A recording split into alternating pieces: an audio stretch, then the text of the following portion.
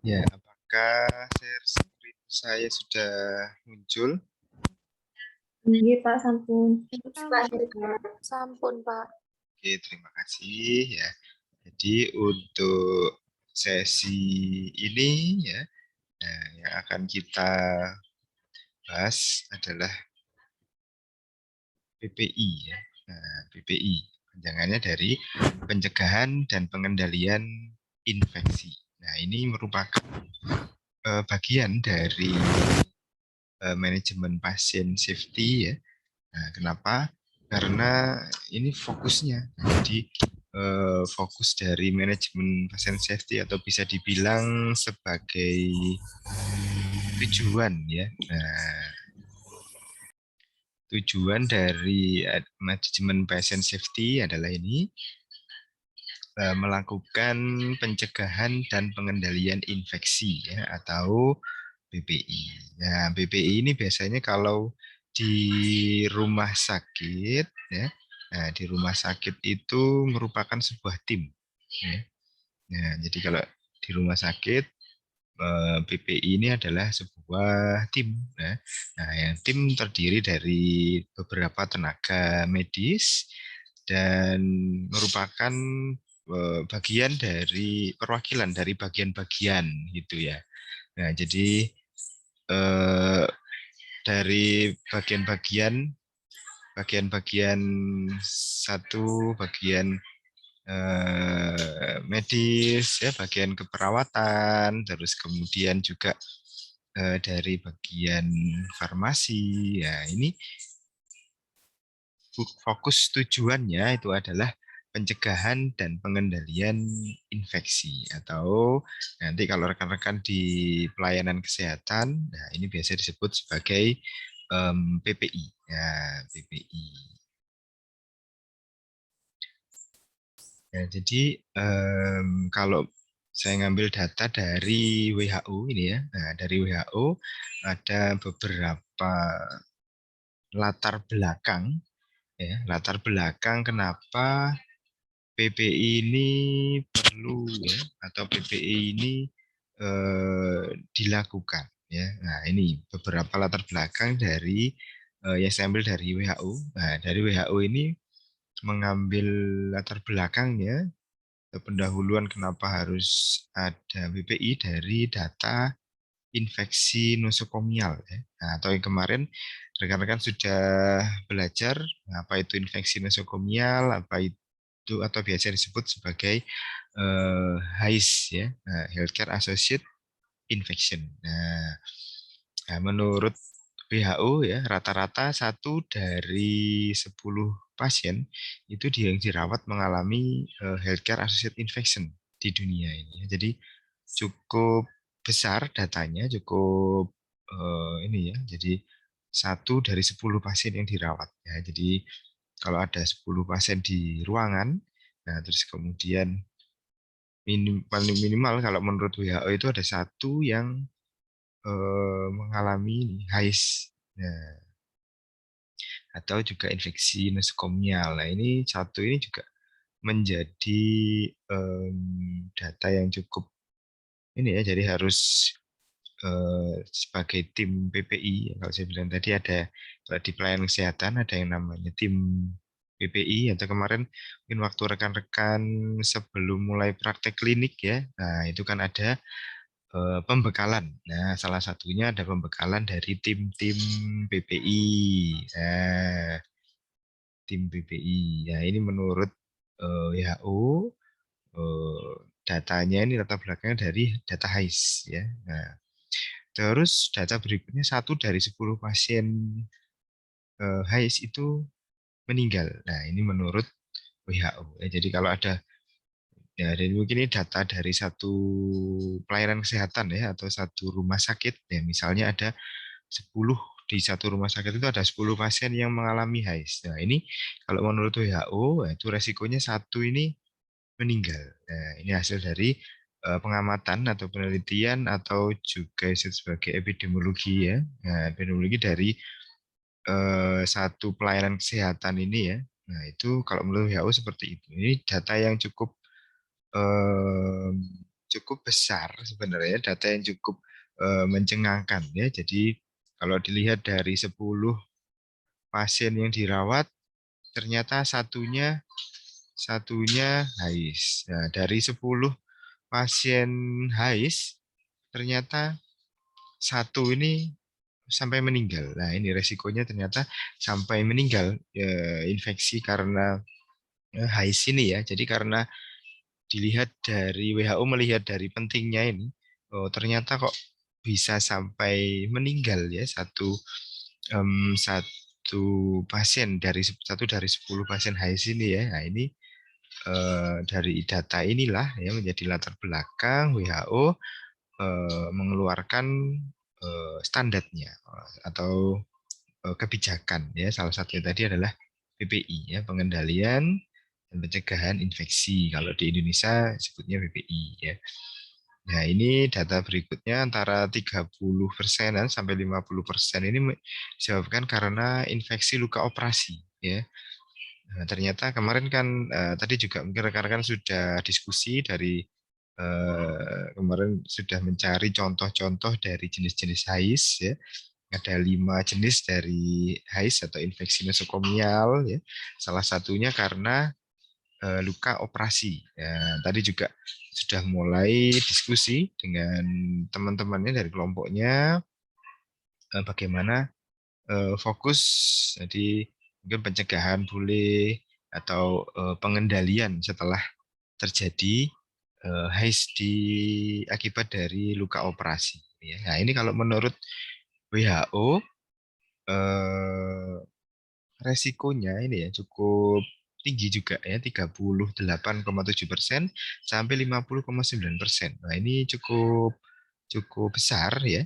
Nah, ini dari latar belakang ini ya. Jadi muncullah bagaimana sistem di pelayanan kesehatan ini harus harus punya punya tim ya, punya standar untuk pencegahan dan pengendalian infeksi ya. Nah, ini juga rekan-rekan sekarang belajar mulai menyusun ini ya latar belakang pendahuluan ya. Nah, itu silahkan ngambil dari data-data yang valid. Nah, contohnya ini dari WHO ya, dari referensi yang memang standar. Ya. Nah, kalau dari WHO juga angka yang tertinggi HIS itu infeksi neonatus ya, atau di rumah intensive care unit atau ICU-nya neonatus ya. Nah, biasanya kan semester ini ya, semester ini mulai praktek maternitas. Ya, nanti rekan-rekan akan masuk salah satunya ada VK ya, VK bersalin, terus VK ada VK bersalin, harus ruang perawatan ya. Nah, nanti di dalamnya juga ada ini salah satunya NICU ya. Ada biasanya di apa ya perin namanya ya. Nah, itu di situ ya, atau juga ada yang menyendirikan misalnya nanti di Pasirian itu sendiri ada NICU sendiri ya. Nah, jadi ini menurut WHO angka infeksi pada neonatus terutama di negara berkembang ya kayak di Indonesia ini kan masih sebenarnya masuk di negara berkembang ya itu masih 3 sampai 20 kali ya dari negara industri. Ya, jadi tingkat infeksi di negara kita juga pada neonatus juga cukup besar ya. Nah, nanti rekan-rekan bisa salah satunya melihat di waktu praktek maternitas. Nah, ini coba dicek nanti apakah benar infeksi-infeksi pada neonatus ini juga bisa terjadi ya. Nah, kita tahu untuk terjadinya HIS ini ya, nah, itu kan kemarin ada faktor resiko, ada faktor internal, ada faktor eksternal. Nah, untuk neonatus ini ya faktor dari dalamnya ini masih belum terbentuk atau imunitasnya. Nah, imunitas ini masih belum 100%, masih proses penyusunan ya, masih proses belajar ya. Jadi belajar dari mana? Belajar dari lingkungan. Oh, ini bakteri, oh, kalau ada bakteri pertahanannya bagaimana? Oh, ada virus ya. Jadi masih proses belajar pada neonatus ini. Ya, itu juga yang menjadi faktor resikonya ya kenapa menurut WHO ini di NICU angkanya cukup tinggi untuk infeksi nosokomial atau healthcare associated infection ini ya.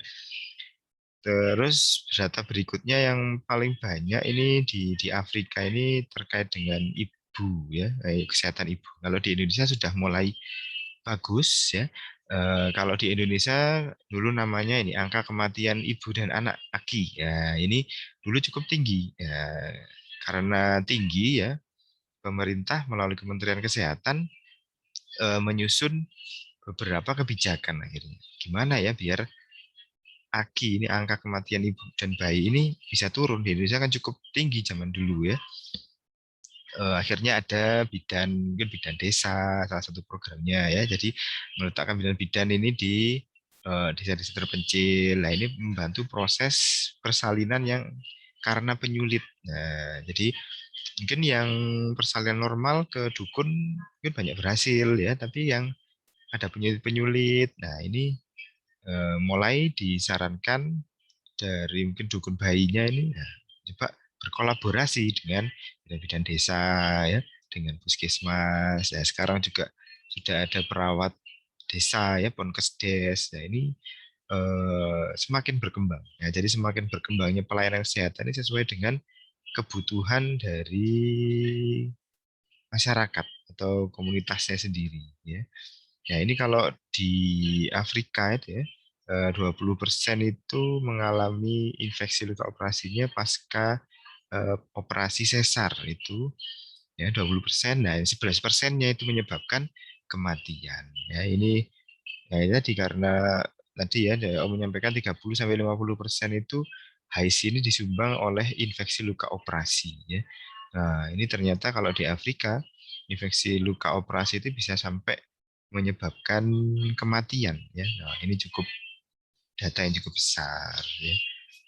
Kalau di Indonesia sudah mulai berkurang ini ya angka kematian ibu bayi ini ya karena programnya bagus ya, mungkin nanti rekan-rekan mulai belajar di maternitas dulu ini ya, praktek di maternitas akan melihat bagaimana sih proses kesehatan ya ibu dan bayi ini yang fisiologis normal, ada yang patologis, yang abnormal, yang dengan penyulit-penyulit ya. Ya ini mulai belajar itu di rumah sakit. Nah nanti juga bisa dibandingkan waktu praktek lagi di komunitas ya, komunitas atau di keluarga. Nah, nanti ada di semester berapa tuh? Semester 5 ya. Kalau maternitas semester berapa? Semester 5 ya. Kita semester 5 ya, 3 belum ya. 3 ini kan nanti KMB ya. Nah, nanti di KMB rekan-rekan bisa belajar yang terkait luka operasi.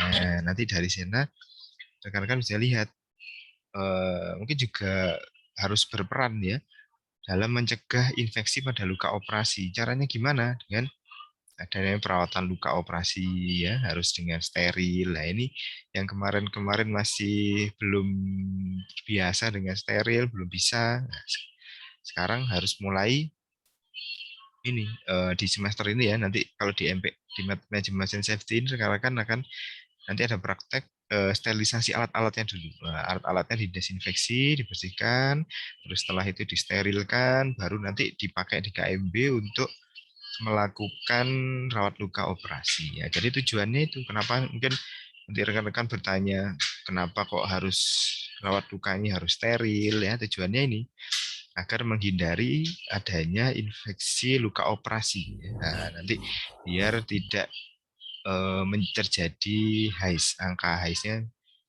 biar tidak meningkat ya. Itu data dari WHO ini didukung lagi ya dengan jumlah angka kematian karena HIS karena infeksi nosokomial akibat resistensi dari antibiotik. Ya, jadi resistensi antibiotik ini awalnya dari infeksi nosokomial ya, terus kemudian ada resistensi antibiotik atau juga bisa sebaliknya dari resistensi antibiotik dulu baru itu mudah terjadi infeksi ya akhirnya terjadilah HICE ini. Ya, jadi angkanya cukup tinggi ya ini ya. Nah, rekan-rekan bisa lihat yang di atas warna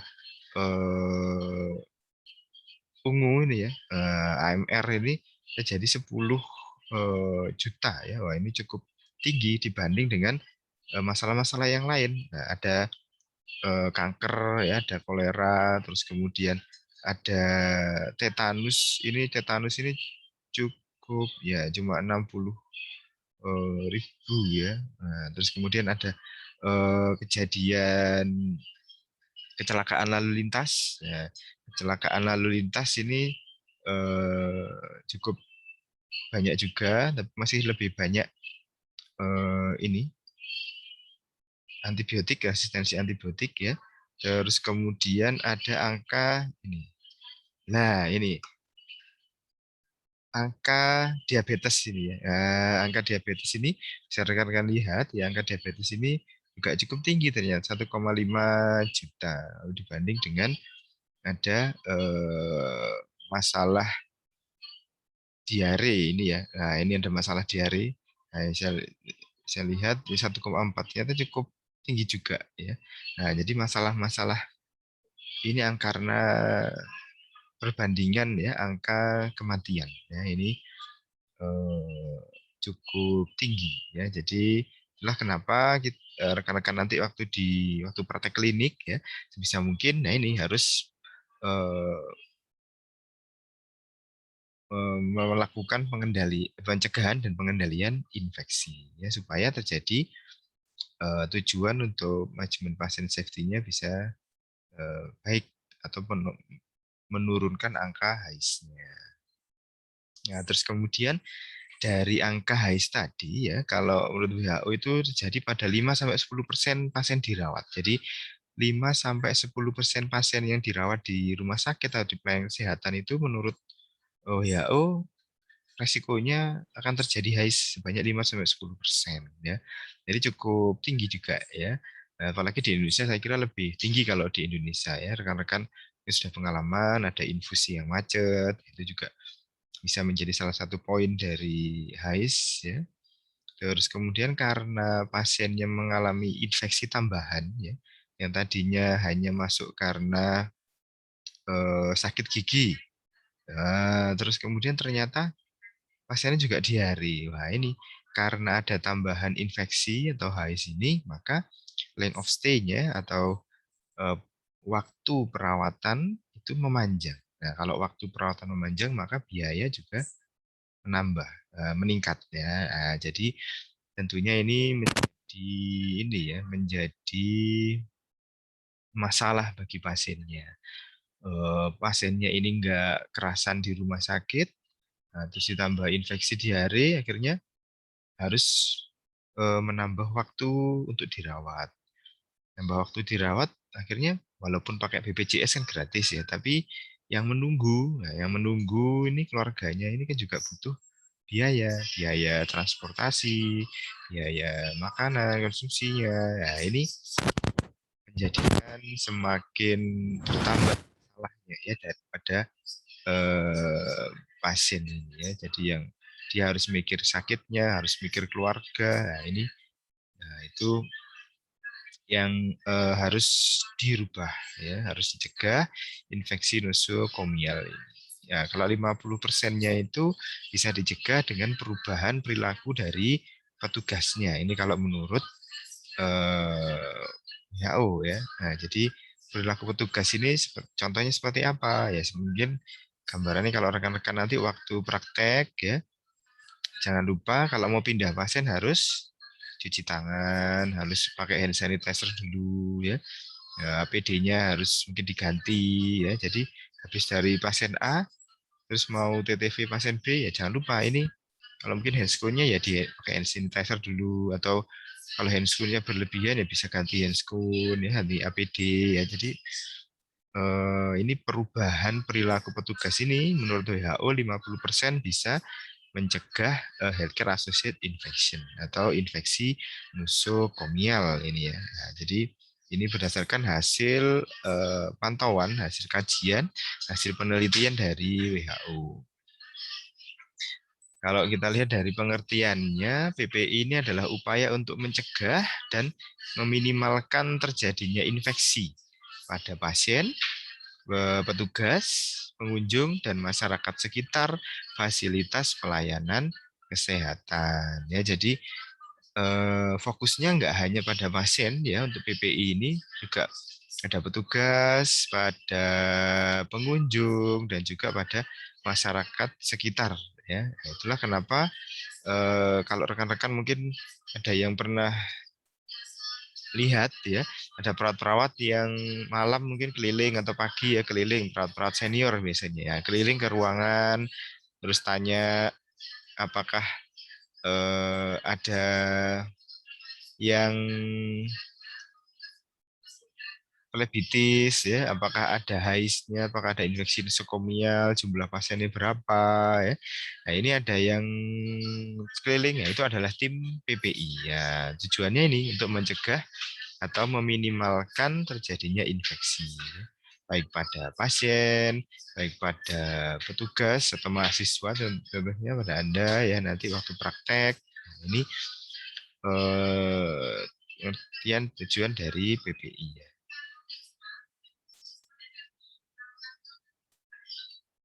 Ya, kalau kita kembali ke pengertian dari infeksi nosokomial ya, karena memang PPI ini tujuannya adalah untuk menurunkan dan juga mengendalikan dan kalau bisa tidak muncul infeksi nosokomial atau healthcare associated infection ini ya. Jadi kan masih ingat yang kriteria HAIS ini ya. Jadi pasien yang dilakukan perawatan di pelayanan kesehatan sebelumnya datang tidak ada infeksi ya. Tapi setelah dilakukan perawatan, ternyata pasien ini ada tambahan infeksinya. Nah, tambahan infeksi ini yang kita sebut sebagai HAIS atau infeksi nosokomial. Ya.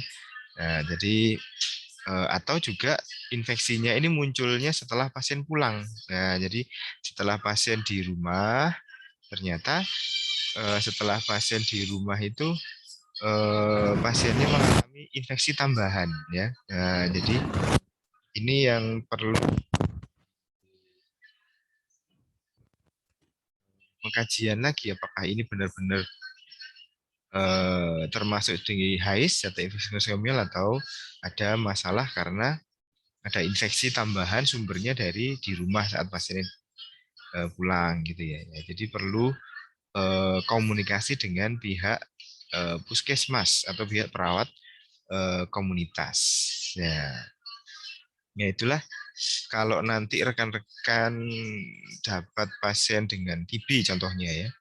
Pasien TB paru ini mau pulang ke rumah. Nah, ini maka rumah sakit akan melaporkan bahwa si pasien A yang dengan TB ini akan pulang rumahnya di mana, ini dilaporkan ke dinas kesehatan. Nah, nanti dari dinas kesehatan akan ngecek rumahnya pasien A ini ikut ikut ini ikut puskesmas mana. Nah, ikut puskesmas mana. Nah, ini nanti akan disampaikan ke puskesmas bahwa ada satu pasien TB paru pulang dari rumah sakit, rumahnya di sini ya, namanya ini alamatnya.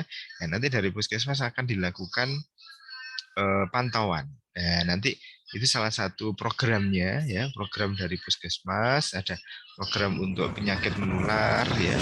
Nah, ini beberapa perawat tenaga medis yang ada di puskesmas, maka kadang kan pagi-pagi keluar ya. Nah, itu dalam rangka ini mungkin ada pasien TB atau pasien yang lain. Kalau mungkin ya sekarang adalah pasien-pasien COVID ya. Ini ada pasien COVID isolasi ya. Isolasi mandiri karena pulang dari rumah sakit dengan konfirmasi ya, maka perawat di puskesmas ya ini sudah masuk programnya kalau sekarang ya. Jadi ada tracing ya, ada pemantauan, dan selalu dipantau gimana kesehatannya. Itu juga sama kalau dulu pasien dengan TB paru ya, ini dicek bagaimana kondisi pasiennya, apakah masih ada sesak, apakah masih ada tanda-tanda masih ada infeksi TB paru ya. Terus kemudian dicek keluarganya apakah ada tanda-tanda yang serupa ya, kalau ada ya segera dilakukan tes TB paru ya, tes tes tes dahak ya. Nah, ini untuk cek apakah ada anggota keluarga yang punya TB paru juga. Nah, ini Jadi PPI ini juga bisa luas ya, karena PPI ini kan di pelayanan kesehatan. Jadi bisa di rumah sakit, bisa di puskesmas ya. Jadi atau pelayanan atau klinik. Nah, ini juga ada bagian dari PPI. Ya, jadi karena PPI ini ya fokusnya adalah untuk menurunkan HISIN. HISIN bisa terjadi di pelayanan kesehatan. Nah, jadi ruang lingkup dari program pencegahan dan pengendalian infeksi ini ya ada kewaspadaan isolasi ya, tadi salah satunya isolasi ini ya, pasien-pasien dengan TB paru itu di ruangan itu akan diisolasi ya. Terus pasien dengan meningitis ya, pasien-pasien dengan, kalau di ruang anak mungkin ada cacar ya, pasien dengan HIV ini akan dilakukan kewaspadaan isolasi. Jadi tujuannya adalah agar petugas ini tidak terinfeksi oleh pasien atau pasien ini tidak menginfeksi kepada pasien yang lain ya. Jadi maka penerapan PPI ini di pelayanan kesehatan yaitu berupa langkah-langkah yang harus dilakukan untuk mencegah terjadinya HIS atau biasa disebut bundles ini ya.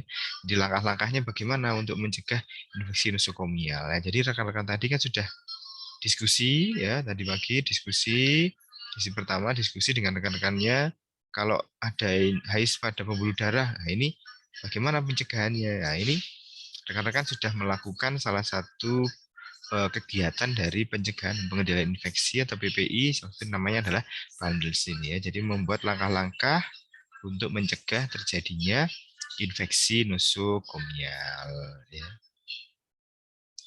Nah, terus kemudian berikutnya adalah surveillance. Ya, surveillance ini gambarannya adalah berupa ini epidemiologi atau kajian ya, kajian ke ruangan-ruangan. Nah, ini dicek apakah masih ada angka kejadian infeksi nosokomialnya atau HIS-nya ataukah sudah turun dan tidak ada. Ya, ini tim dari PPI ini akan melakukan surveillance. Ya, terus kemudian pendidikan dan pelatihan untuk penggunaan antimikroba yang bijak. Ya, jadi ini salah satu juga fungsi dari tugas kita sebagai perawat ya.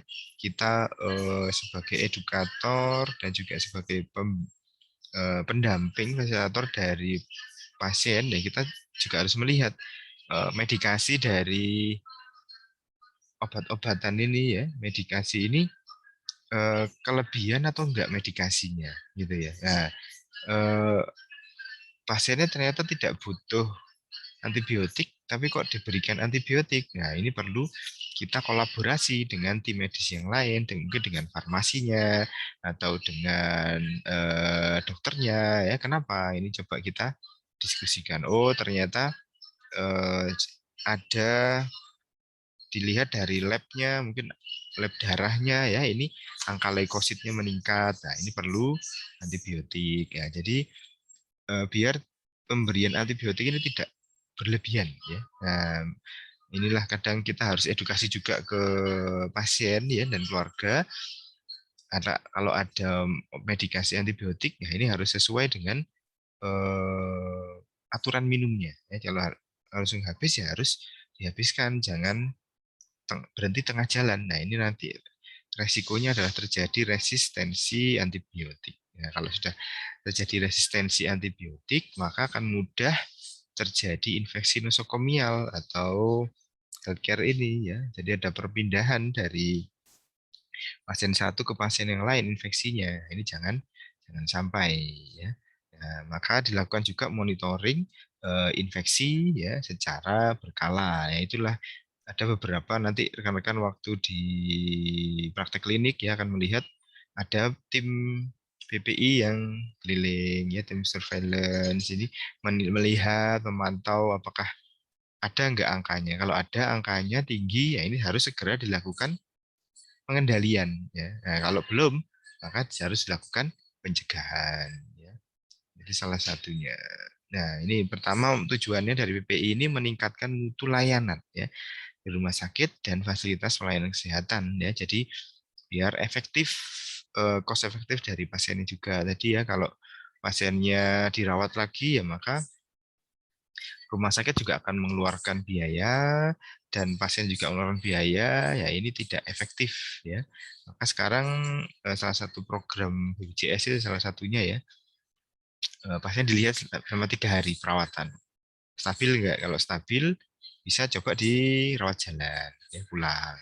Tapi kalau belum stabil ditambah mungkin 1 minggu ya, sambil dievaluasi lagi. Kalau masih parah, masih kurang bagus, belum stabil, ya ditambah lagi ya. Jadi istilah kalau di BPJS itu ada namanya ini verifikator ya. Nah, ada salah satunya verifikator BPJS. Jadi BPJS itu nggak hanya menerima laporan tapi juga memeriksa laporan dari rumah sakit atau pelayanan kesehatan ini.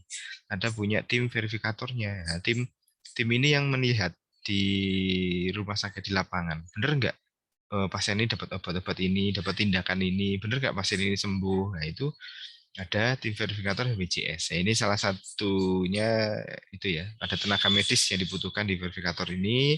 Itu juga merupakan lapangan pekerjaan juga untuk kita sebagai tenaga medis ya, ada tim verifikasi ya. Mungkin kalau ada rekan ada yang tidak menjadi perawat, ya bisa di BPJS ini salah satunya ada tim verifikator. Terus juga tujuan dari PPI ini melindungi tenaga kesehatan dan masyarakat dari penyakit menular ya. Contohnya sekarang adalah di masa pandemi ini ya COVID-19. Nah, ini harus maka tim PPI ini benar-benar bekerja ekstra ya. Kalau kita mau ke rumah sakit mau jenguk kadang ya itu kan berlapis-lapis pemeriksaannya, pengendaliannya, ini, pencegahannya ya. Jadi dari satpam, mungkin dari security ditanya dulu ke siapa, tujuannya apa, sampai harus dibatasi berapa lama, terus dicek suhunya ya, terus masuk ke dalam, nanti dicek lagi, terus dicek, terus cuci tangan, mungkin kalau ke ruang yang isolasi harus pakai mungkin nggak masuk ya, tapi di luar ruang isolasi ini harus pakai gaunnya ya. Jadi ini kebijakan-kebijakan ini yang membuat ini salah satunya adalah tim BPI. Ya. Terus kemudian fokus dari semuanya adalah mencegah terjadinya HIS atau healthcare associated infection atau infeksi nosokomial ini jangan sampai muncul, jangan sampai meningkat ya, jangan sampai terjadi. Ini dari infeksi nosokomialnya. Nah, di tim PPI ini ada terdiri dari beberapa bagian. Tadi ada tim dari medisnya, tim dokternya ada, tim keperawatannya. Nah, ini yang biasa disebut sebagai IPCN. Nah, Infection Prevention Control Nurse. Nah, jadi IPCN ini fungsinya adalah untuk mencegah infeksi pada pasien selama masa perawatan. Ya. Jadi fungsinya menginstruksikan perawat dari berkolaborasi dengan rekan sejawat, perawat, ya, tim kesehatan lain untuk melakukan prosedur sanitasi yang benar. Ya. Maka waktu rekan-rekan pembukaan, ya, pembekalan sebelum praktek kan diajari cuci tangan. Nah ini yang ngajari tim IPCN ini atau BPI ya. Terus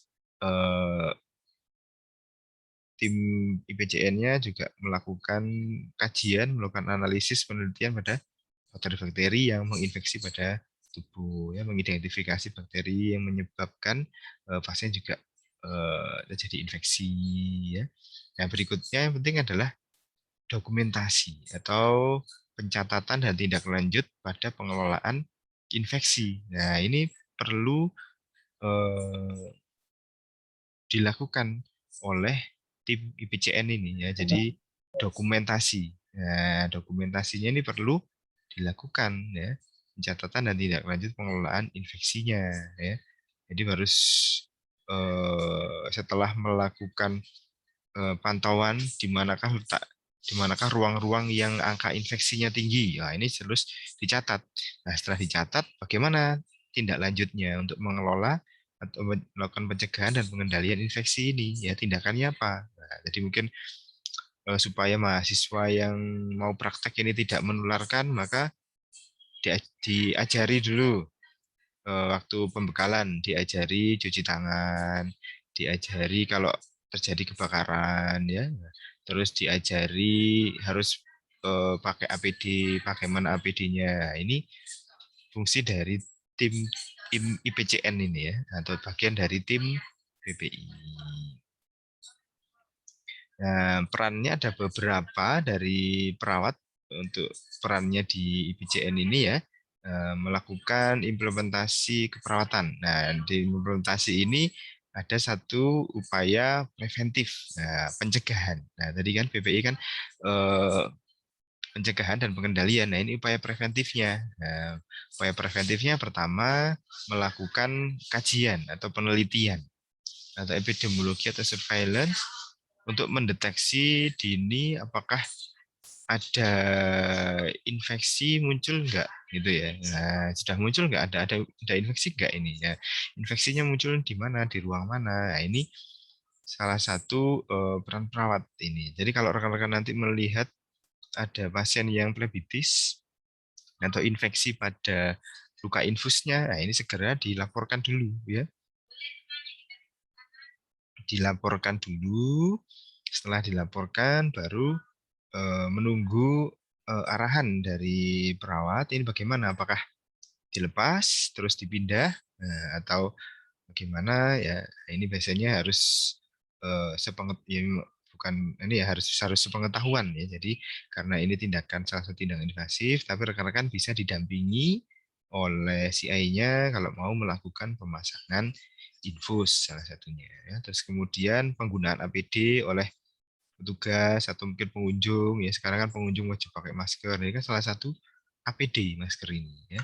Terus kemudian melakukan isolasi tadi, melakukan isolasi pasien. Jadi pasien-pasien yang berisiko mengalami penularan ya, kita kan ada diagnosa risiko infeksi atau risiko penularan infeksi ya. Jadi pasien-pasien yang memiliki diagnosa ini kita kita minggirkan, kita taruh di ruang isolasi ya. Jadi hampir di setiap ruang atau setiap pelayanan kesehatan pasti ada ruang isolasinya ya. Ruang isolasi ini ya ini fokusnya. Jadi kalau mungkin sekarang rekan-rekan ruang isolasi ini untuk pasien COVID ya enggak, tapi enggak hanya untuk pasien dengan COVID-19. Nah, dulu ada pasien TB juga masuk di ruang isolasi ya.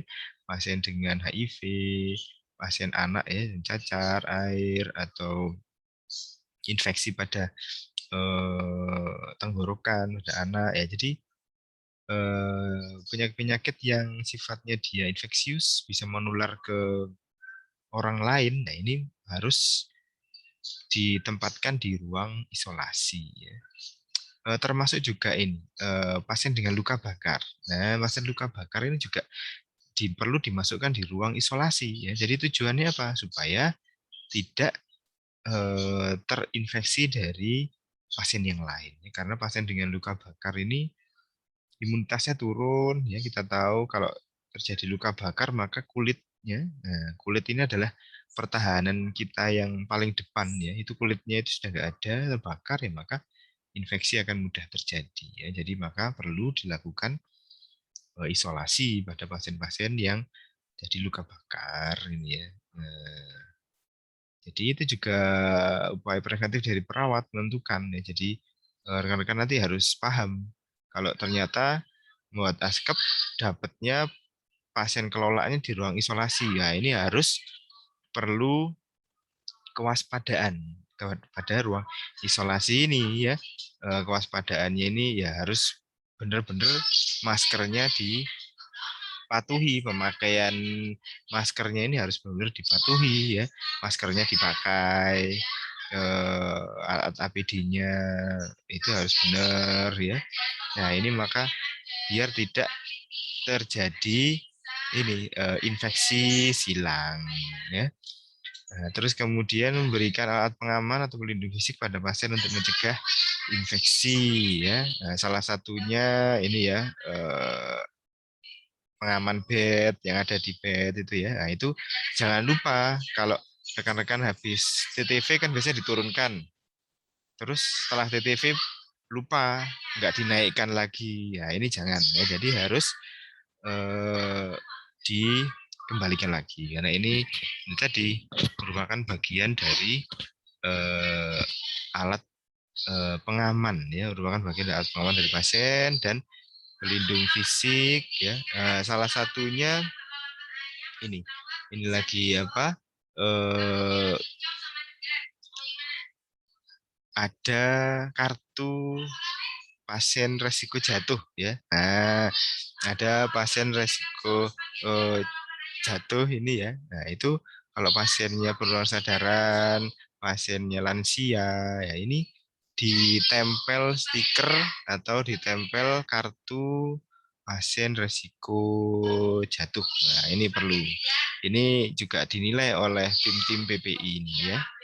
Terus melakukan pendidikan kesehatan ya pada individu, pasien, keluarga, kelompok, dan masyarakat. Ya, jadi itu juga salah satu implementasi yang dilakukan oleh perawat ya. Nah, salah satu perannya itu melakukan pendidikan kesehatan ya. Nah, jadi eh, ini nanti ada tugas untuk rekan-rekan dari saya, tugas individu membuat video secara individu ya, video edukasi ya tentang cuci tangan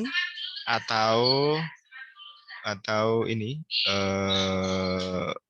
cara batuk, etika batuk atau etika bersin. Nah, jadi silahkan dari 3 itu dipilih salah satu aja.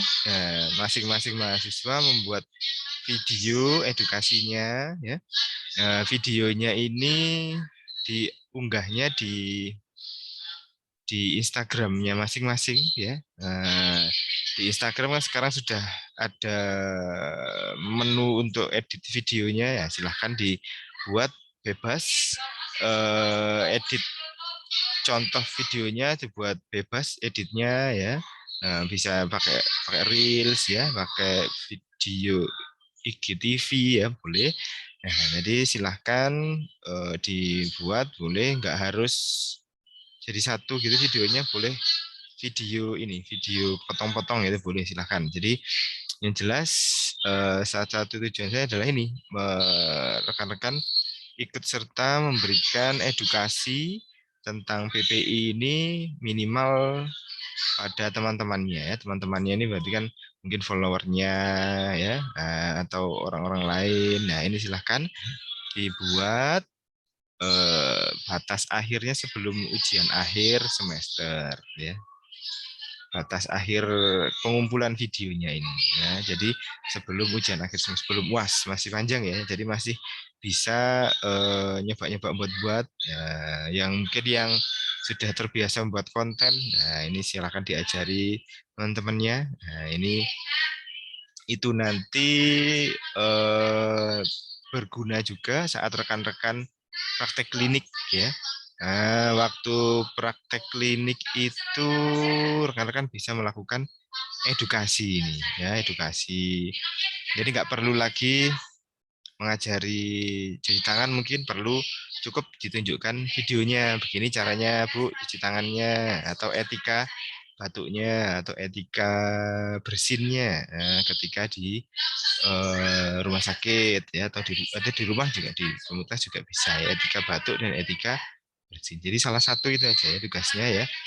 Pilih salah satu dari 3 tema video itu. Nah, silahkan nanti diunggah di Instagramnya, terus linknya nanti saya buatkan rumah untuk pengumpulan tugasnya ya.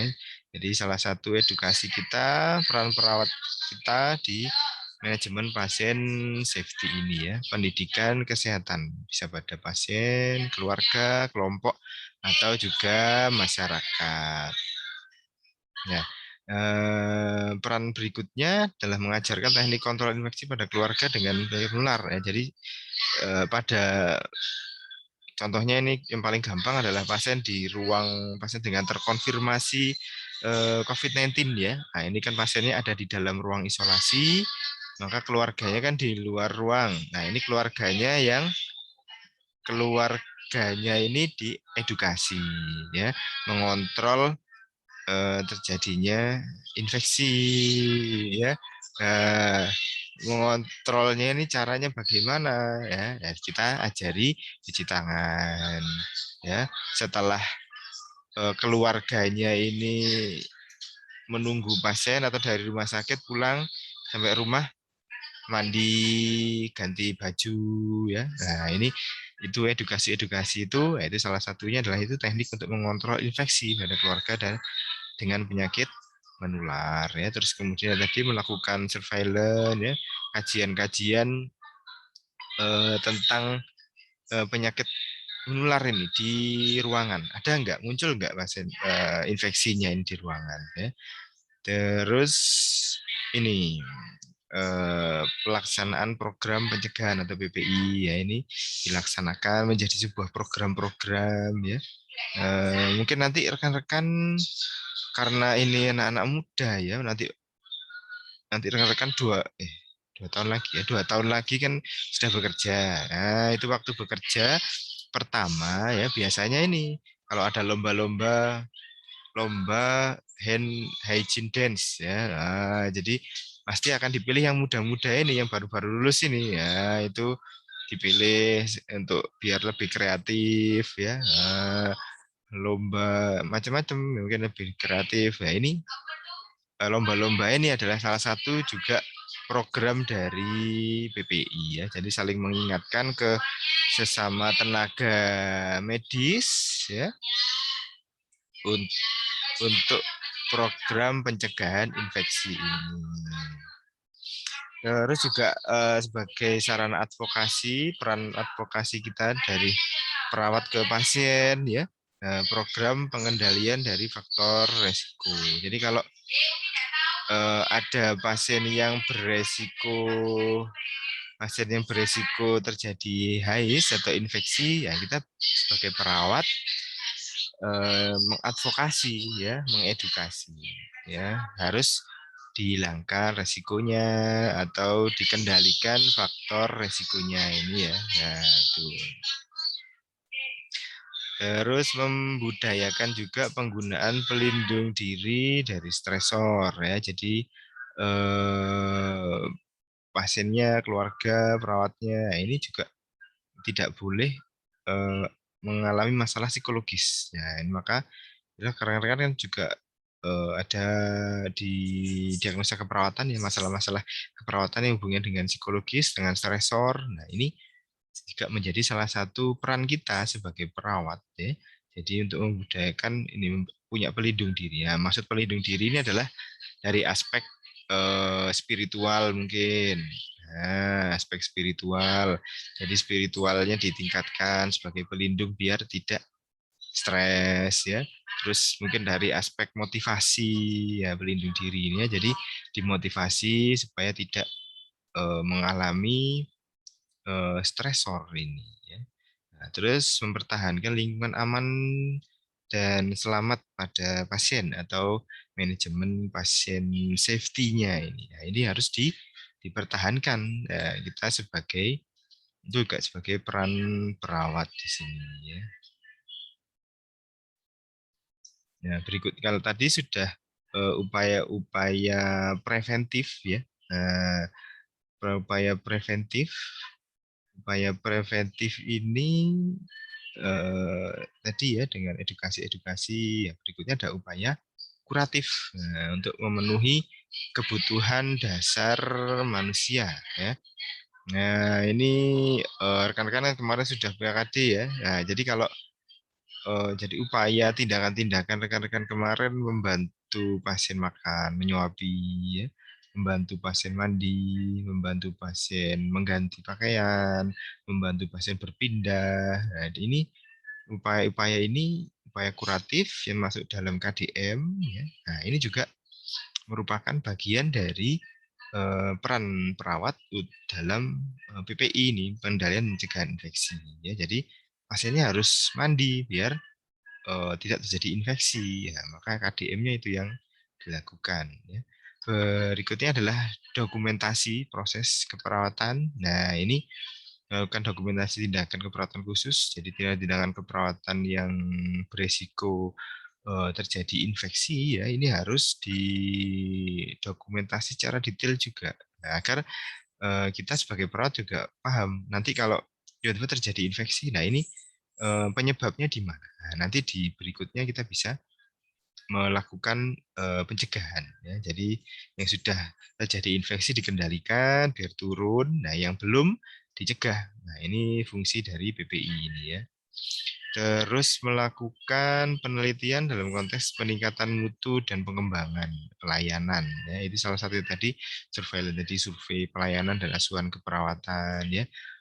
Hmm, sebelum pasien ini keluar rumah sakit, ya, sebelum pasien keluar rumah sakit kan selalu pasiennya disuruh ngisi kuesioner dulu. Nah, kuesioner, kuesioner ini ada kuesioner pelayanan, ada kuesioner kepuasan perawat. Nah, ini kuesioner ini tujuannya ini survei, ya, survei untuk pelayanan asuhan. Jadi fungsinya adalah untuk meningkatkan pelayanan ini di salah satunya di PPI ini ya, pengendalian pencegahan infeksi ya. Jadi dari supaya tidak terjadi munculnya infeksi lagi ya, ini maka perlu adanya upaya-upaya ini. Jadi dilalui pertama adalah dengan penelitian ya.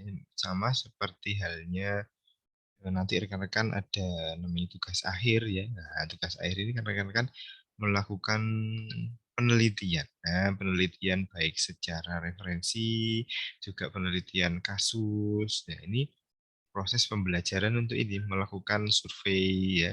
Salah satunya itu. Jadi nggak hanya kita nanti sebagai perawat hanya melakukan perawatan pada pasien ya, karena perawat juga ada jenjang-jenjang karirnya. Nah, nanti kalau rekan-rekan nggak akan hanya jadi perawat pelaksana ya, jadi kan pasti nanti akan naik jenjang. Jadi nggak hanya perawat yang ini ya, memberikan perawatan luka misalnya ya, enggak, tapi juga memanajemen perawatan lukanya. Jadi menjadi perawat manajemen. Jadi pasti akan meningkat levelnya sesuai dengan pengalamannya. Jadi perlu proses-proses pembelajaran.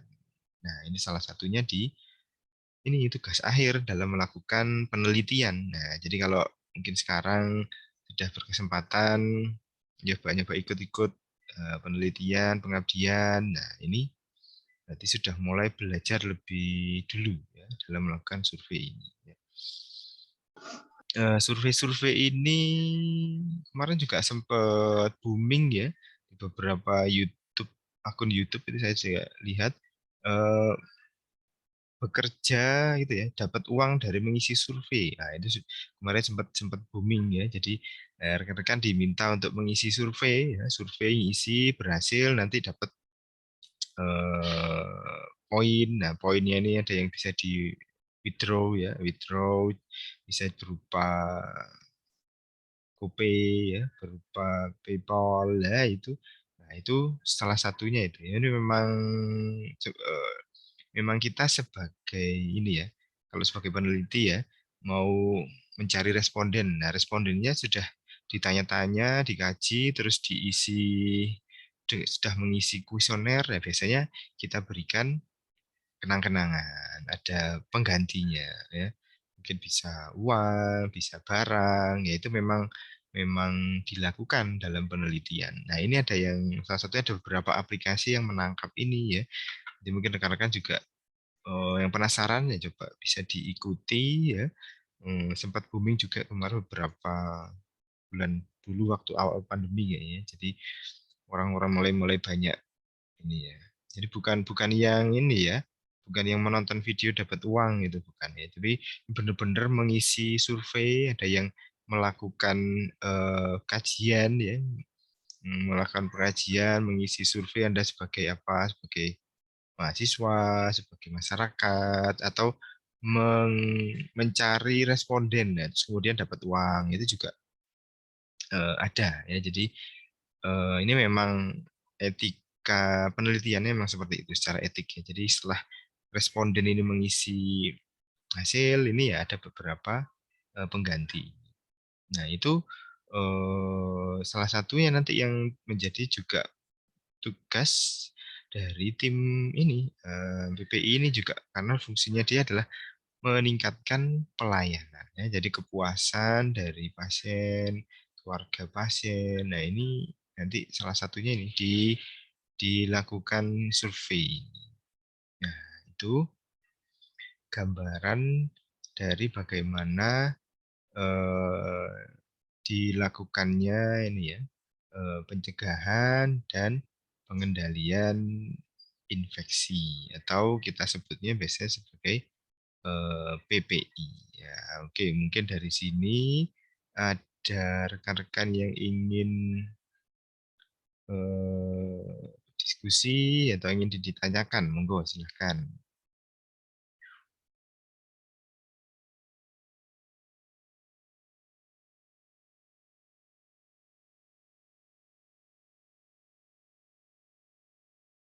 Ini sudah mulai attendennya ya. Oke, monggo silakan yang belum attendant TM ya. Coba saya cek dulu. Jadi bisa diambil sebagai referensi jurnal-jurnal yang kemarin sudah dicek kan ada masing-masing satu jurnal dari jenis-jenis infeksi HIV-nya ya. Nah, itu masing-masing jenis itu kan di abstraknya ada kesimpulan. Nah, itu coba dicek. Nah, itu pasti ada solusi atau pencegahannya atau pengendaliannya bagaimana. Nah, di abstrak itu bisa dibaca, kemudian didiskusikan bersama rekan-rekannya. Di sumbernya di PPT aja. Oh iya, belum saya buatkan rumahnya. Nanti diunggahnya di TM ya, unggahnya di TM.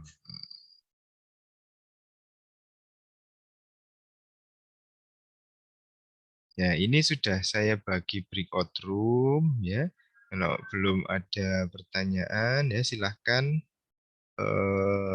nanti dilanjutkan lagi yang mungkin belum selesai diskusinya untuk mencari solusi dari jenis-jenis size-nya tadi ya silahkan masuk di breakout room sesuai kelompoknya ya silahkan didiskusikan. Terus nanti kalau sudah bisa diunggah di TM ya. Untuk presentasinya mungkin hari ini mohon maaf saya tidak bisa. Setelah ini saya ada acara jadi silahkan dilanjutkan dengan diskusi di berikut room-nya ya. Untuk diskusi presentasi dari hasil diskusi mungkin nanti kita coba di pertemuan selanjutnya ya. Sekalian materi selanjutnya adalah transmisi ya. Nah, itu. Oh, minggu depan UTS ya. Oke, mungkin setelah UTS ya. UTS, oke, UTS ya. Ya. Karena musim hujan ya mungkin ada sedikit bocor-bocor soalnya ya. Oke, monggo jika ada hal yang ingin didiskusikan dari rekan-rekan. Oh iya tadi itu yang ini nggak bisa presensi ya. Ada nggak ini orangnya? Titin. Hadir Titin? Muhammad Nuril Huda? Hadir, Pak. Hadir Nuril Huda. Oke, saya rubah hadir ya. Yesi Aprilia. Ada hadir Mbak Yesi? Yesi Aprilia. Terus Vika Reviani. Ada 3 nih yang belum berhasil attendance nih. Titin, Yesi, Vika. Hadir nggak? Ada nggak suaranya ini? Atau mungkin temennya yang ada yang tahu? Atau mungkin ada susah sinyal atau bagaimana? Mbak Titin, Yesi, Mbak Vika Reviani.